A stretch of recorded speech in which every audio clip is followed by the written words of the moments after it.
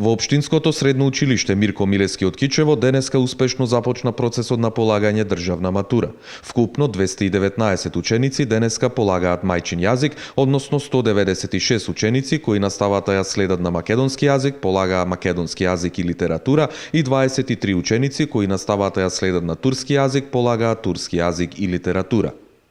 Подготовката е целосно направена, просториите се опремени, материјалот е дојден од Државниот испитен центар и се надеваме на успешно спроведување на испитот.